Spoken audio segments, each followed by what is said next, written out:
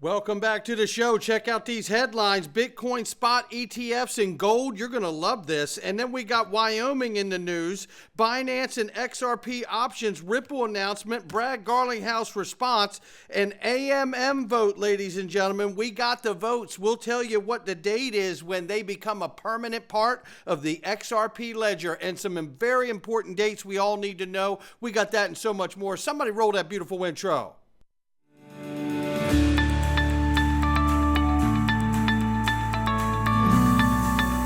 Digital Perspectives with Brad Kimes. Come on in.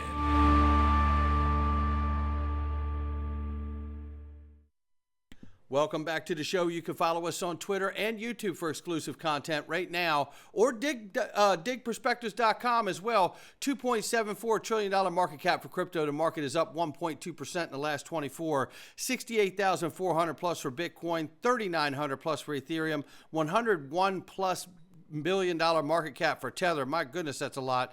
Number 7 spot, 62 cent XRP, off by 0.9 to 24 and off by 3.3 on the 7-day. But you know what? We got some good news anyway, ranging between 60 and 63 cents. We'll keep an eye on it at 62.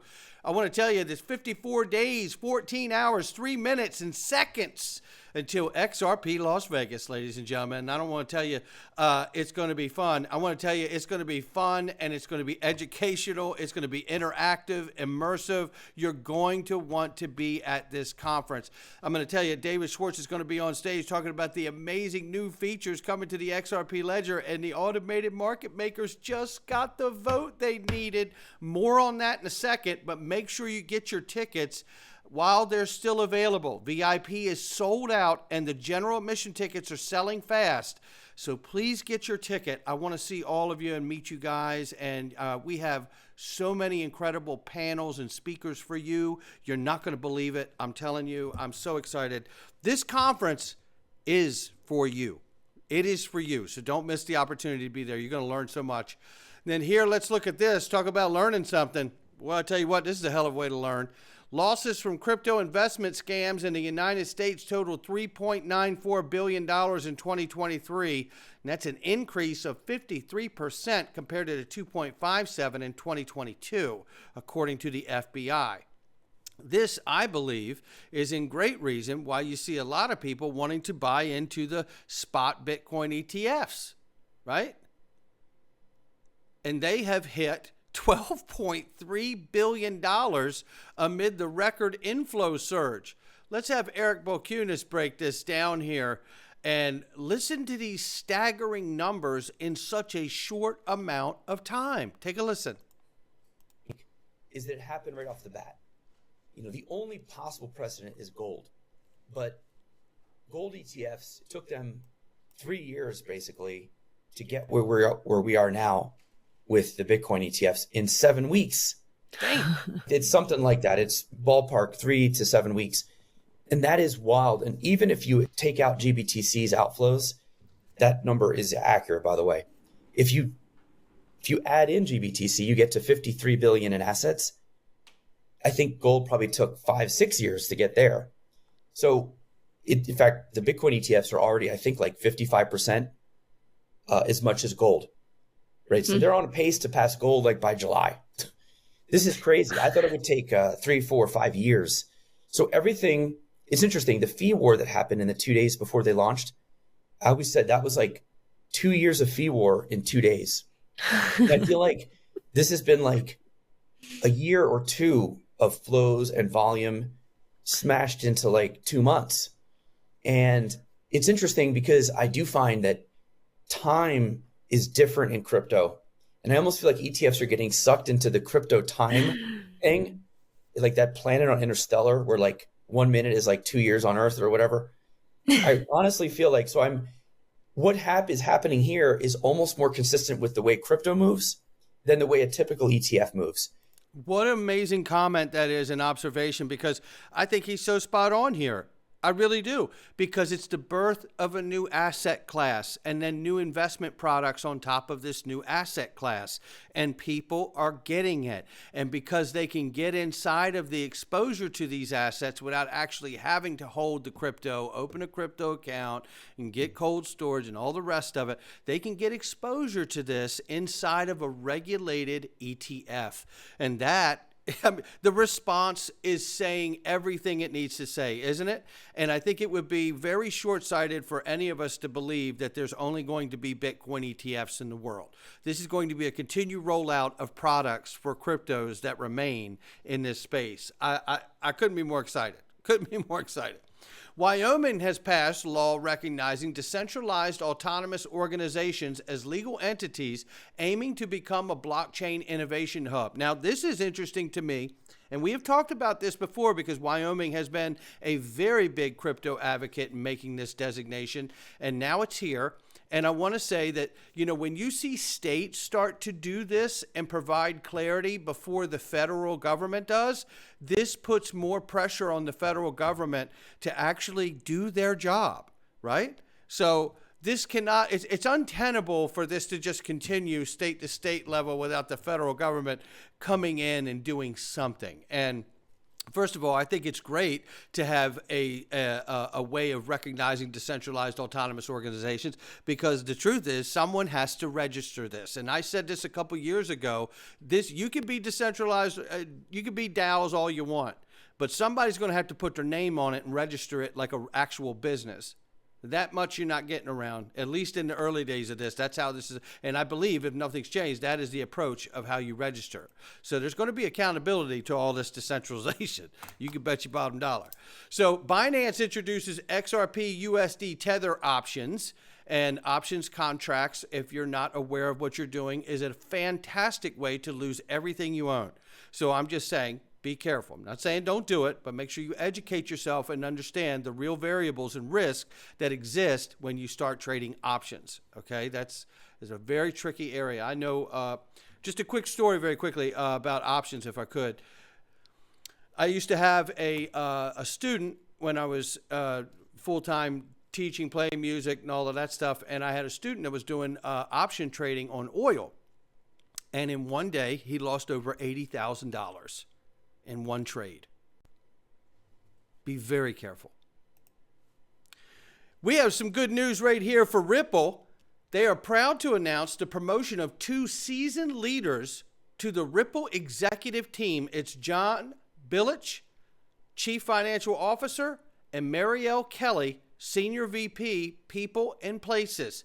Now, this is fantastic, and we go into this very quickly here, and they have been setting the bar at Ripple for quite some time, and now they're coming up, ladies and gentlemen, with over 900 employees now and 15 offices worldwide. How about that? Well, does that sound like a company that's failing to you? Not me.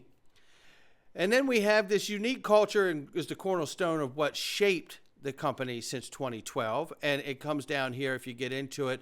Ripple promotes 2 seasoned leaders to its executive team, such as Marielle Kelly, former VP of People and Places, to promoted to Senior Vice President, as her laser focus on company culture and commitment to its values has been key to Ripple's global expansion efforts with new hires and offices.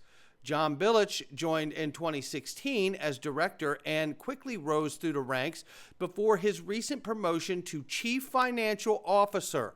As Ripple CFO, John is responsible for keeping the company on track to meet its financial and business goals across the world. They're raising talent bar for Ripple, both in what it means to be a leader and also what it means to be a Rippler, says Brad Garlinghouse. We'll hear from him in a second.